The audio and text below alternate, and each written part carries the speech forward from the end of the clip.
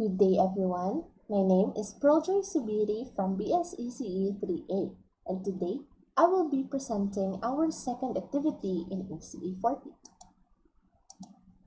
the OSI model. What is the OSI model? The OSI model, or the Open Systems Interconnection Model, is a conceptual framework used to describe the functions of a networking system. The OSI model characterizes computing functions into a universal set of rules and requirements in order to support interoperability between different products and software. The OSI was published in 1984 by the International Organization for Standardization, or the ISO.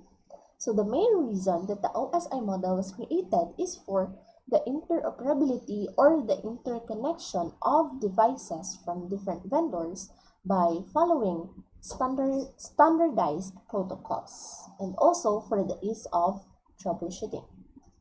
We can identify and isolate problems by layer, and solutions will also be handled systematically or categorically by layer.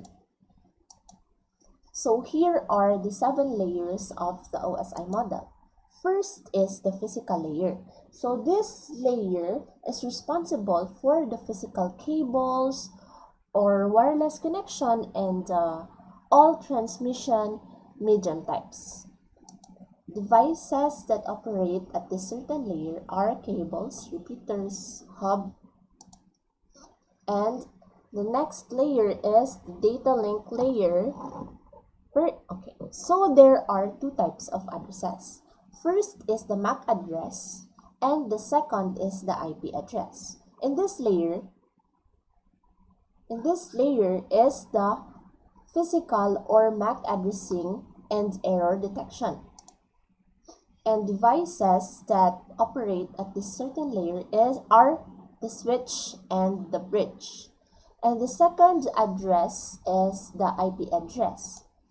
A network layer is the logical or IP addressing and path determination. And the device that operate at this certain layer is the router. We also have the transport layer, wherein it is in charge for the reliable transport of data.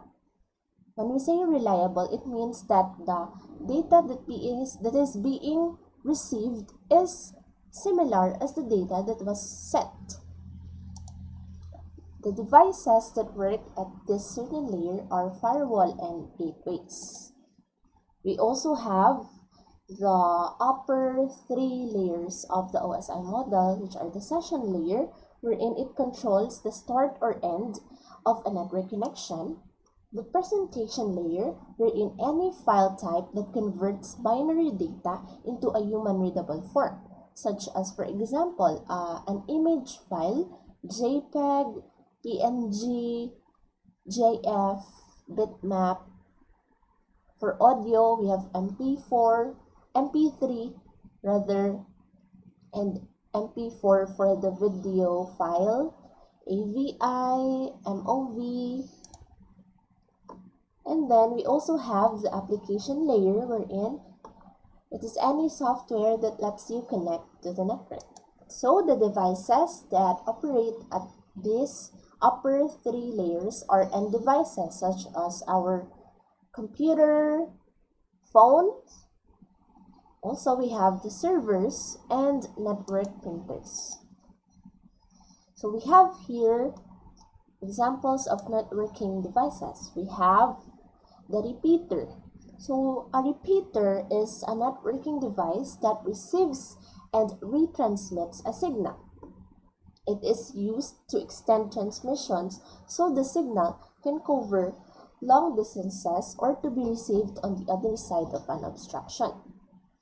So repeaters are usually used in areas where they are surrounded by mountains.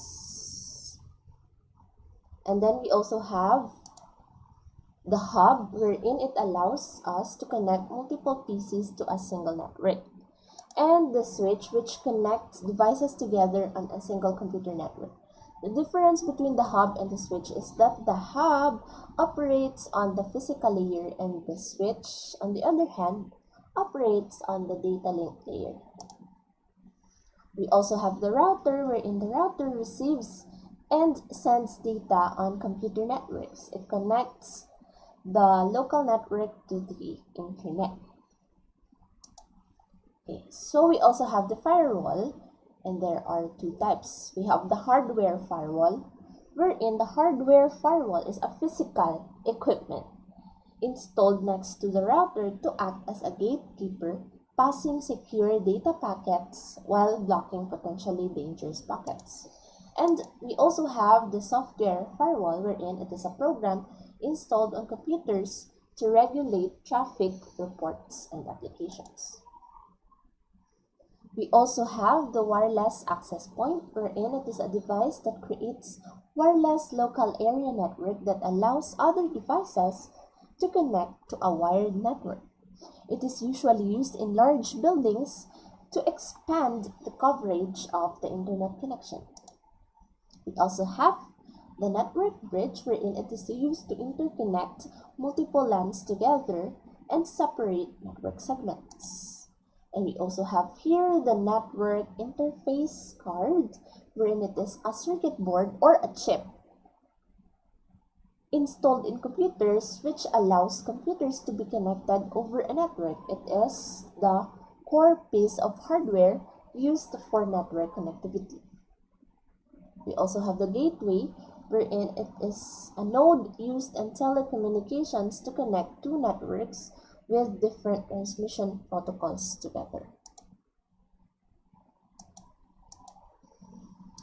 So here are examples of network cables. First is the coaxial cable, wherein it is composed of a semiconductor, a dielectric material, and a conducting shield, which minimizes radiation losses as well as interference from other lines. And we also have an outer jacket, wherein it serves as the protection of the entire cable.